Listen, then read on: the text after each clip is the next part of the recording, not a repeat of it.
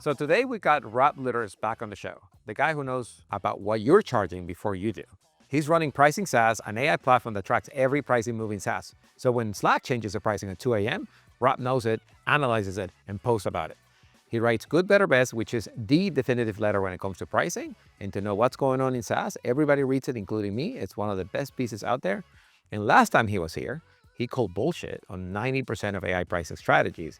This time, he's bringing receipts, actual data on what's working and what's just founders throwing darts at the pricing page.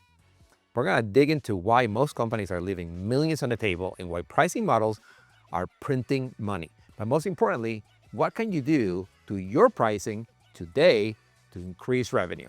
Rob, welcome back. Let's get paid. Rob, it's so good to have you again in the podcast. It's good to be here, man. I miss There's you. so much to talk about. I miss you so much. And there's no one else out there, with probably the exception of Kyle, who, just likes to talk about pricing and how people put their products out there like you do. So it's good to be with the king again. We're on a pricing island, Manny. There's no one that likes it as much as we do, and that's okay. That's okay. I'll stay out here as long as it takes It's to a get more beautiful people island. out here. A beautiful island. It really is. Really nice people. It's not very densely populated yet, so it's good. It's ours for the taking. All right, perfect. So in this little island of ours, there is some drama. So tell me about what is the latest thing that you're hearing in your grapevine that is worth bringing up to our listeners. So there are a few things that I've been hearing a lot about lately, a few things that I've been noodling on a little bit. So at PricingSaaS, we actually just launched a new feature called Private Questions. We have like a public forum for our community where people can ask questions. But I think like one of the weird things about pricing is that you don't always want to ask questions in a public setting because it's so tightly correlated with your strategy and because you don't really want to signal anything to competitors if your competitors are in that community. It can be kind of weird. So we launched this thing, Private Questions, so that people can ask, kind of secretive questions if they want to. And we'll route them to somebody who kind of knows what they're talking about there. And one of the first questions that we got was around agentic pricing. How do you price AI agents? So that's something that I've been seeing quite a bit. And I know, like, reading Kyle's newsletter, he had a post on Substack the other day that was just talking about how anytime he writes about AI and like pricing AI, it just takes off. Those are like some of his most popular posts on Growth Unhinged. And so I think this is just such a thorny topic that people just don't really know what to do with it. And then people kind of conflate agent pricing with outcome-based pricing, and they think they need to price based on outcomes. I think it's a really interesting kind of rat's nest of Dude, I have questions. so many questions. First of all, why does it need Yeah. to be private? Like, why? Like, you think that really correlates the strategy? Like, people are really that worried that there's spill the beans?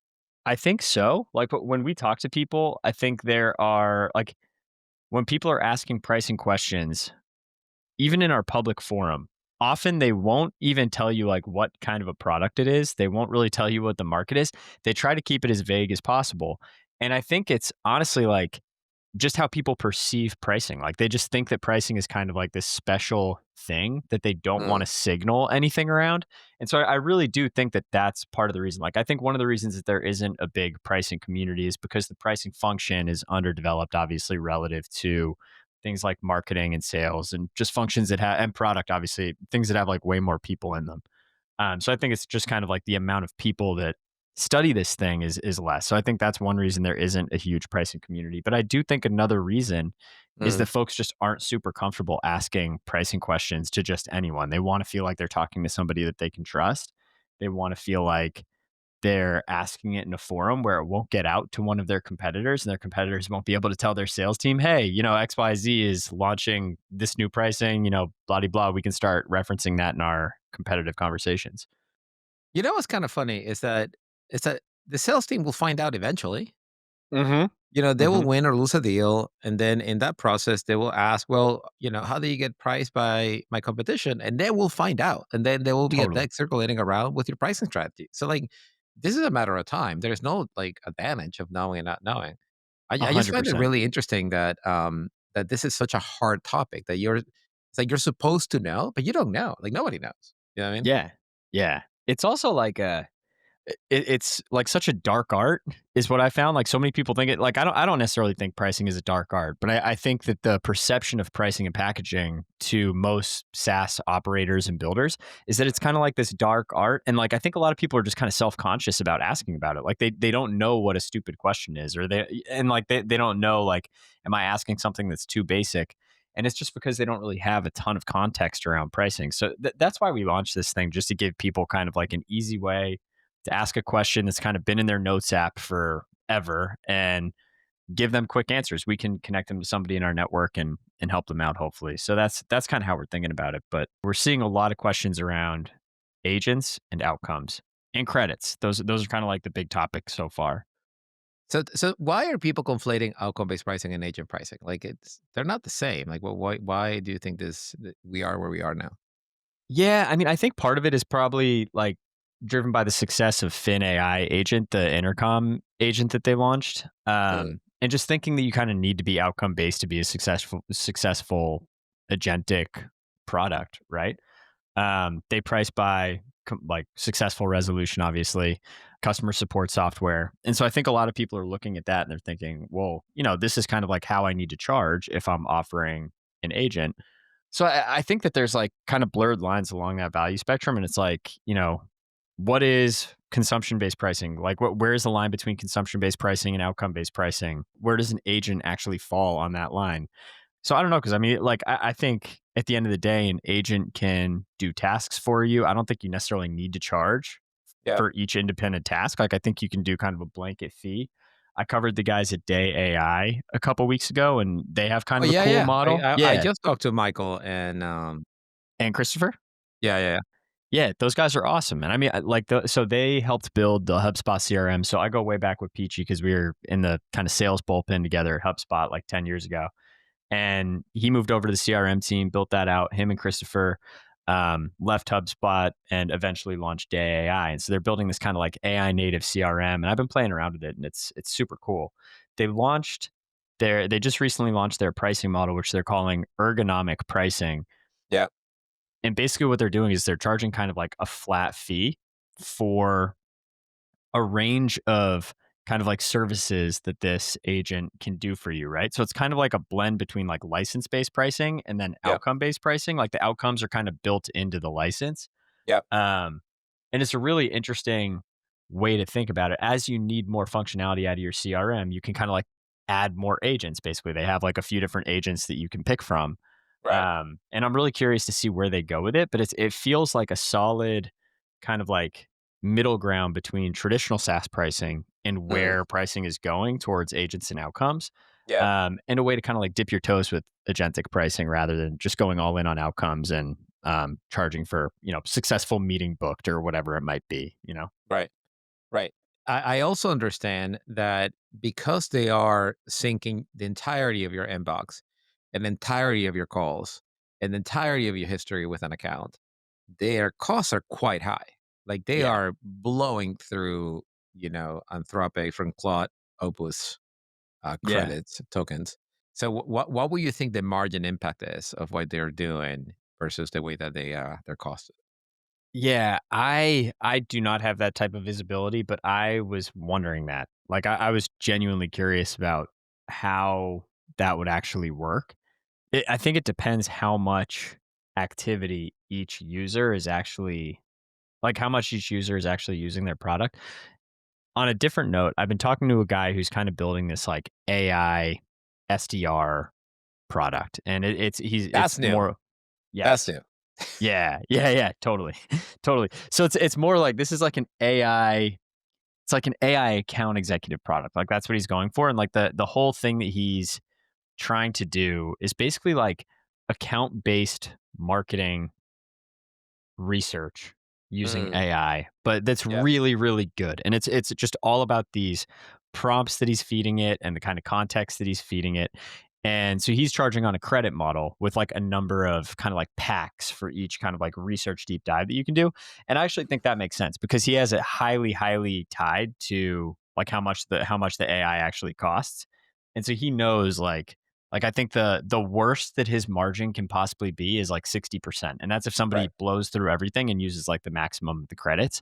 Right. But not all of his customers are going to blow through everything. So like at the like I would imagine that his blended margin will be somewhere around like 70 to 80% or something like that. Well, you can design it, right? Because you can cost a credit based on like, the margin that you want. Totally, totally. So I think he's smart about that. I'd be curious how the margin plays out for the guys at Day AI. I do think like they're doing a lot of stuff outside of pricing that I love. Like they have a super tight team. They're keeping it pretty lean.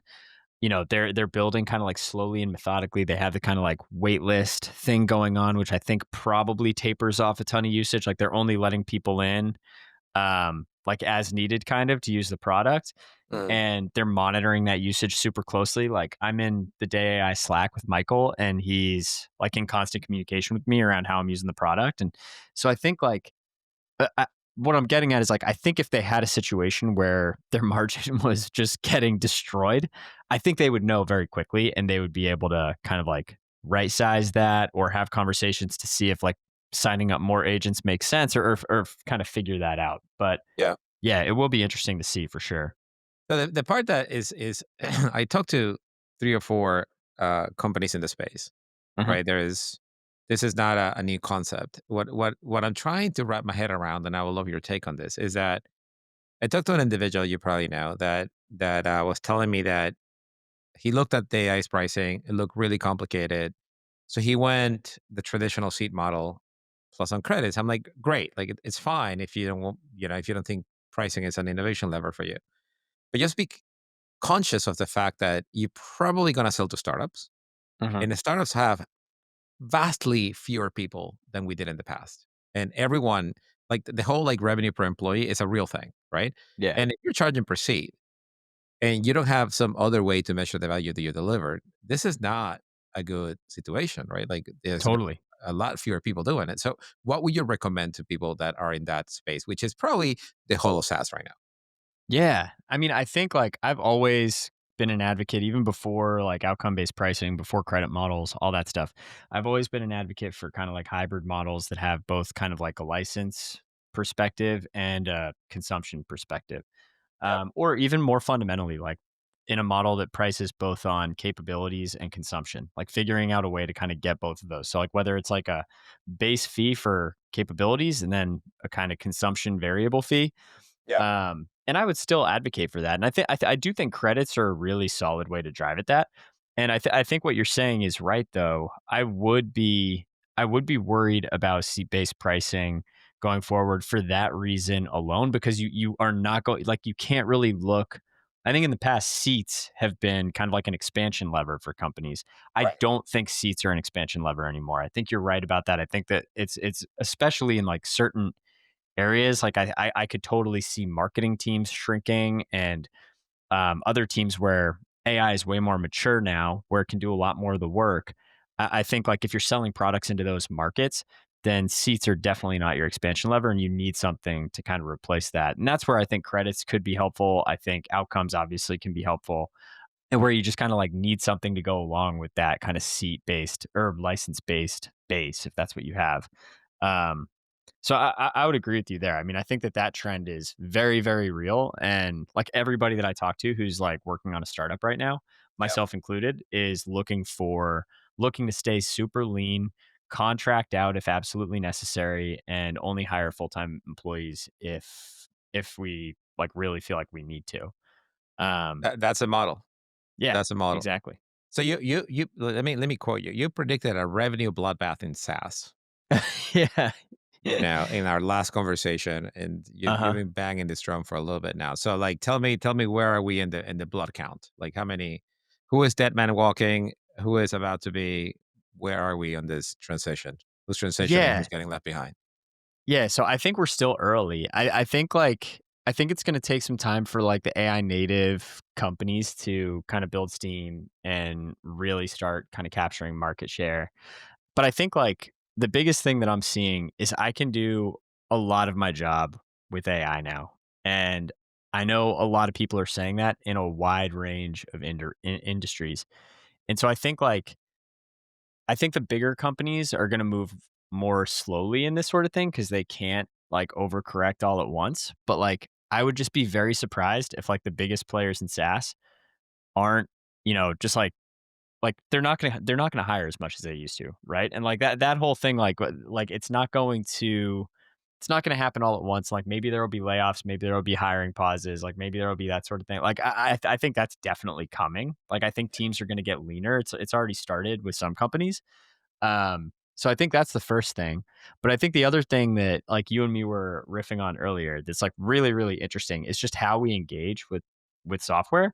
And I've seen some people write really smartly about it. I think Greg Eisenberg wrote about it either this week or last week, but just like kind of like the interface of software and like how you actually engage with your software. I'm Yeah. seeing more and more people engage with software through Claude and or through ChatGPT to the extent that they can. And Right. I think that trend, like using MCPs and just kind of like querying, because like if you think of SaaS, kind of it's like atomic units and it's like a database and a schema to access that database. If people are just skipping the schema and going right in through the LLMs and just chatting with the database, like they don't really need the schema as much anymore. And Right. I think that's where these really hard conversations are going to come in downstream where it's like, well, what am I paying for if I don't use this company's schema? And like all this data is my own anyway, and I can move it over to Supabase or somewhere else and just like query it myself. I think that's where it's going to get really interesting. And I'm curious to see where that goes.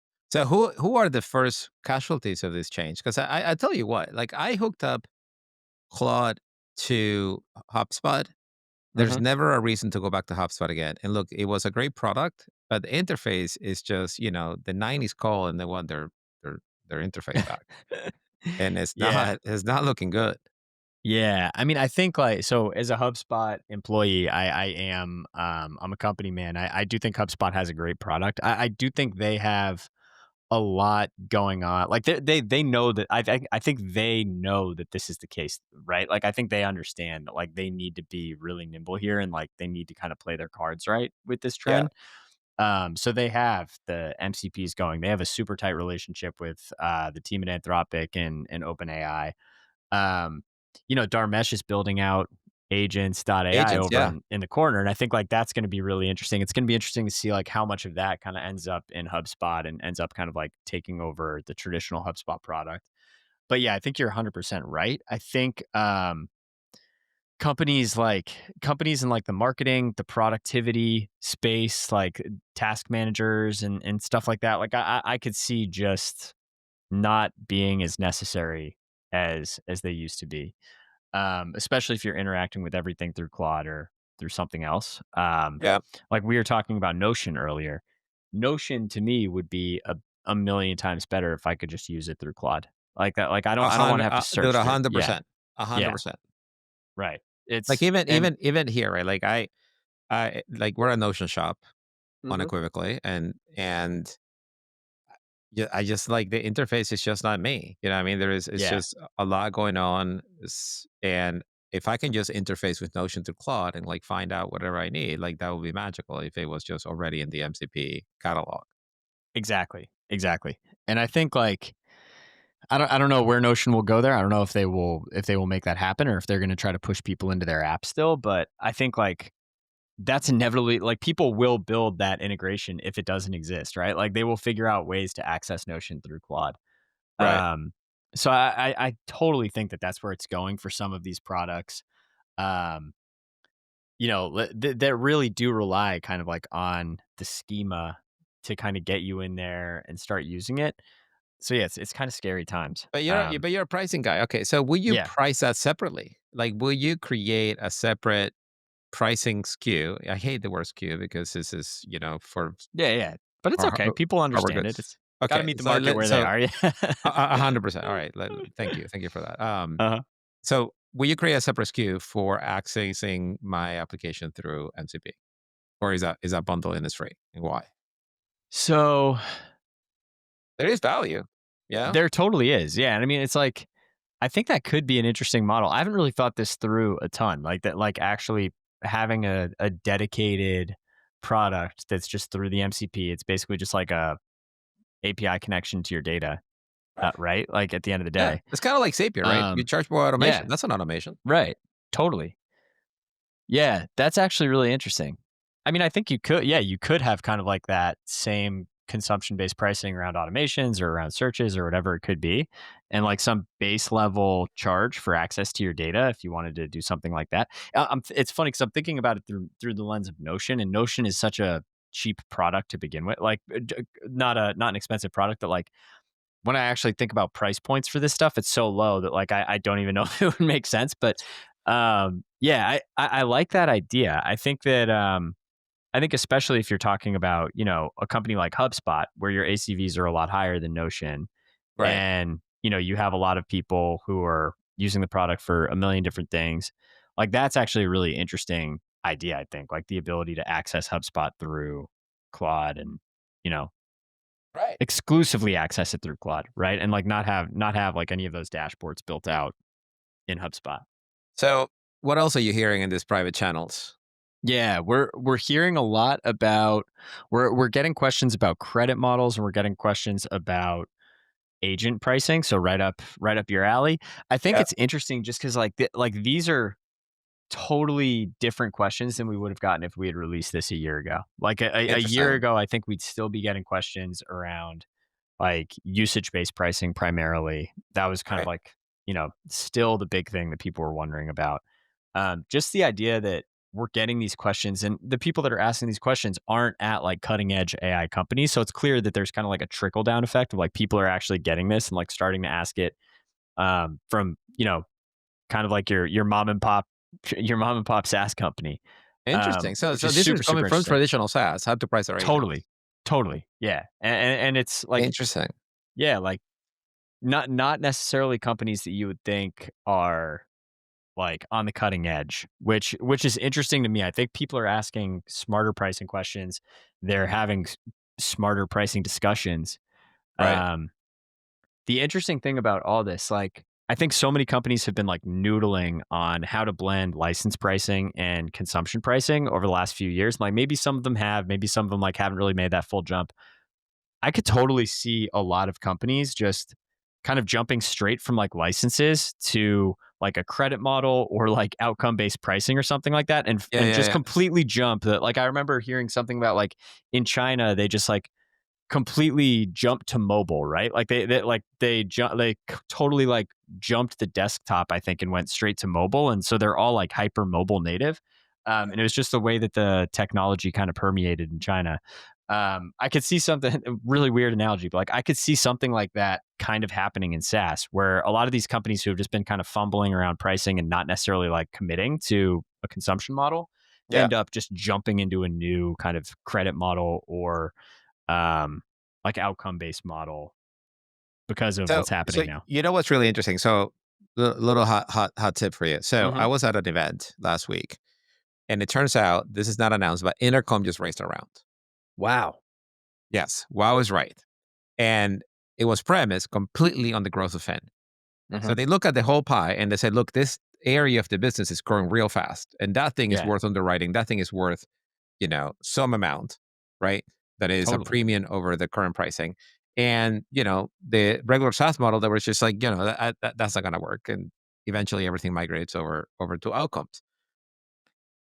Is that argument universal? Can you just say like every SaaS company eventually becomes an agent company and then you use, the value of that company is the agent workloads and outcomes and tasks and things that they're delivering to the customer versus, the seat-based model where you have push buttons and ugly interfaces? Like what's your take? Y- Yeah, I mean, I think it's definitely where the industry is going, and I think it's where it should go. I think the technology at this point is good enough where you can do that, and you honestly should. Like the way that I've been thinking about, and Dharmesh does a really good job of writing about this too.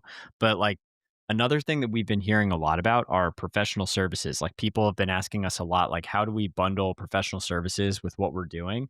And I think this kind of like combination of AI, like kind of making software a commodity to a certain degree, Yeah. and professional services is a really, really interesting hybrid. And like the way to think about it is like AI can get you from like A to C right now, and professional services can get you from C to Z. Or maybe now it's like AI can get you from like A to L, right? And Yeah. then professional services handles the rest of the alphabet. It takes you from M to Z. And I think like looking at that equation and that spectrum over time is going to be really, really interesting.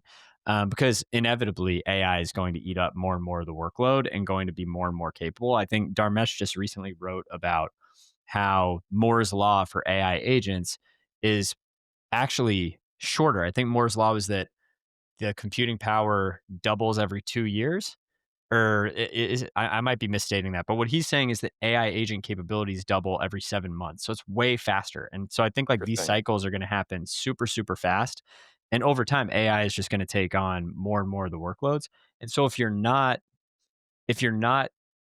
charging like an agent model, if you're not charging for outcomes, if you're not kind of moving in that direction, I think your competitors will, and I just think that's inevitable, and I think that if they're doing a good job, like, I think why outcome-based pricing is so hard is Hmm. because you need to clearly define an outcome, and then you and your customers need to agree on that outcome being, Yeah. like, the defined outcome. You need to prove that you're actually doing it, and you need to build software that can do it, over and over again, right, consistently. Yeah. Um and so, like, I think that stuff is still kinda hard, but it's getting easier depending on your market and your product. As it gets easier, I think it's just inevitable that, companies are going to, like, charge that way, and the disruptive companies are probably gonna go way, way into it. Yep. Um, so, yeah, I mean, I think you have a really good point. Yeah. So just to spill the beans a little bit, this Yeah, is a yeah. massive problem. There's nothing but questions. There needs to be a Sherpa that transitions the entire SaaS industry to this new world. Rob, what are you going to do about it? So it's funny that you bring that up. So I am going full time on pricing SaaS, which has been it's been in the works for a little while. But John and I, my partner on pricing SaaS, he does kind of like the product engineering side of the business. He's building our database. He's building a data platform around that. He's building our data feed. He's coding everything. Yep. Um, he's kind of working in the shadows while I take all the spotlight and get to go on cool podcasts like You're this. the So better looking. You're so the better so looking. kudos to Every John. company needs a smart one and a good looking one. We're both balding white men who are over the age of 35. So I think like being the better looking one is The, it's the I dad look is appreciate coming it, in. but The dad look is a new thing. It's it's just coming back. Yeah, coming yeah, back totally. It's 100%.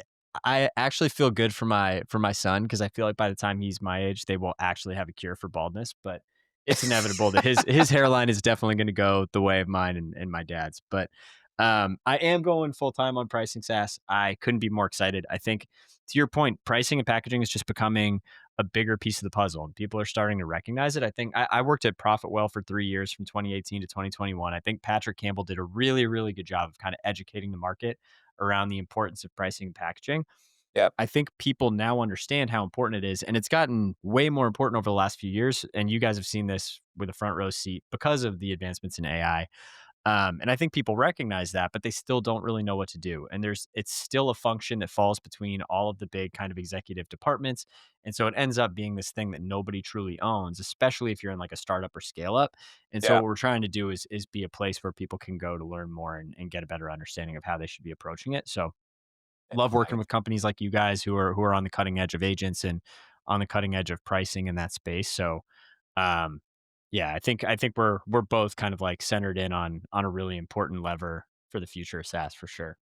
So how does an agent builder get a hold of you? Like what's a good a scalable way to interact with you, and what is a good way to get you into their business? Yeah, How do I'm how do on. they buy a piece of rock in this new model? So John and I give away a lot of stuff for free. So we have a free community, free content. We put out free reports pretty much every month from our database. We have a data feed where we track hundreds and thousands of SaaS pricing pages and kind of show the changes that we're seeing and try to explain them and make them digestible. Yeah. So people can always do that. On the back end, we have services where we'll actually help people with their pricing and packaging. And so feel free to hit me up on LinkedIn, hit me up on email. I'm rob at pricingsaas.com and I'm happy to answer any questions. We also partner very closely with a pricing consultancy in Copenhagen called Willingness to Pay, led by a guy named Ulrich Lurkov Schmidt, who's one of the smartest pricing people I've ever met. And so he's been extremely helpful for us in kind of thinking through the taxonomy of our data and how to kind of organize pricing information in a way that makes sense, especially as it's evolving very, very quickly in real time. That's awesome. That's awesome. Will Yeah. there be an NCP server to Pricing SaaS where you can just ask questions and wisdom comes out of the other end? Totally. That is the ultimate goal is to so we have kind of like our data feed that's tracking pricing changes, and then we are building a data product for investors and SaaS operators who want that kind of bird's eye view over the whole SaaS landscape. And eventually, I mean, John started building it, but it's kind of in the background. Ultimately, like a chat interface where you can access all this stuff kind of at your fingertips. So that's the So goal. if Pricing SaaS was an ambulance that was driving to rescue the direst patients in need, who are you Uh rescuing right now? huh. Oh, that's a great analogy. I think I think there are like I think we've already covered it quite a bit. I Yeah. think like Like, a give me lot of names of these companies. companies. We didn't get into it. Like, give me a few names, so that we can start generating demand right now. I mean, I'm hesitant to say like so the reason that I'm hesitant to like name names and go super specific is because I still think moving from like one of these big name SaaS companies to something new and agentic is going to take really bold leadership and companies who are Mm. really willing to pivot. And I also think there's kind of like a direct correlation between the companies who could be most impacted by this and the actions they've taken around AI. Like I would say Salesforce, but Salesforce has built out Agentforce. They're doing all of this stuff around agents that just tells me they know that if they don't do something, they're in a lot of trouble. So like I almost think you can look at companies and what they're doing around AI Mm. as kind of like a direct correlation between like how much trouble their space would be in if they didn't do something around AI. Like at least Yeah, I yeah, think yeah. like these kind of sharp companies are doing that.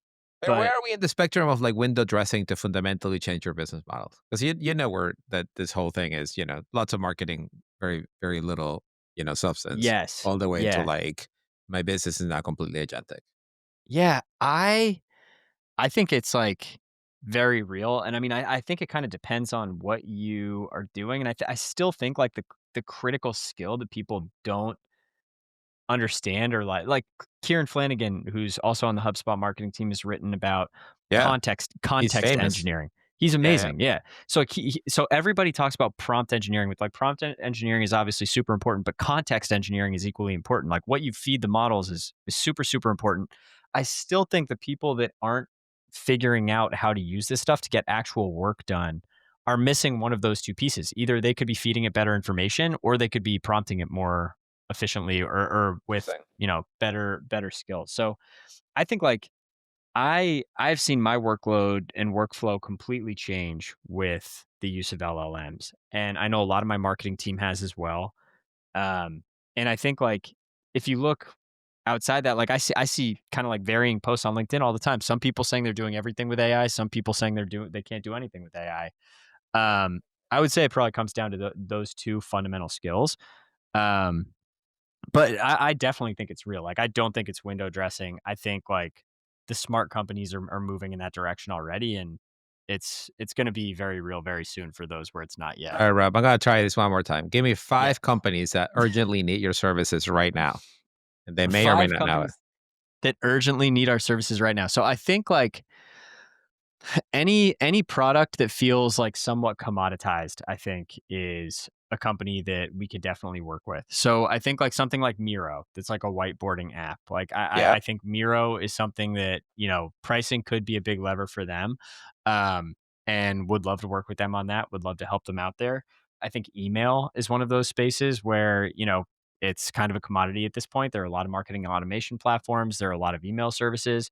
Yeah. So, you get something like Benchmark Email or Mailchimp or something like that. Like I think like those companies need to figure out pricing and packaging right now Oh, 100%. if they want to continue to compete. I think you look at like social media apps or social media scheduling apps or whatever it might be. Like there are already all of these like hyper creator specific social media apps like Taplio and stuff like that are inevitably eating into what like Sprout Social and what Buffer and what those types of companies are doing. So they could probably use some new fresh blood when it comes to pricing and packaging. Sprout's probably in a pretty good place because they're, Yeah, going for super Super higher enterprise, yeah. ACVs. Super Yeah. enterprise. They're up there with Sprinkler and are I think probably eating into Sprinkler's market share. But those are companies that I think could definitely use help. Um, yeah, I really look anywhere kind of like in the sales and marketing stack. I think are companies that need to be, because those areas are so dense. Like if you look at even something like Gong, I think has so much name recognition, but Gong is like what Gong does is now becoming kind of like the atomic unit of the new era of CRMs, where it's like you get these recordings and that kind of Right. dictates everything. We talked about Day AI earlier, and it's like those guys are using the basically the call recording They make to Jesus out of dictate that. Like, everything. yeah, Exactly. 100%. Like, it's all based on emails and calendar appointments and calls. That's it. That's all it is. Exactly. Exactly. And so now you have like what Gong was special for is now kind of like everywhere. It's kind of a commodity. And so how do you price that? I don't know. I haven't been inside of kind of Gong's software suite in a while. So I don't know exactly like how else you interact there. But like those are the types of companies that I would immediately take a look at pricing and packaging and see what you can do before people start to look at the value equation and think I'm paying way too much for this.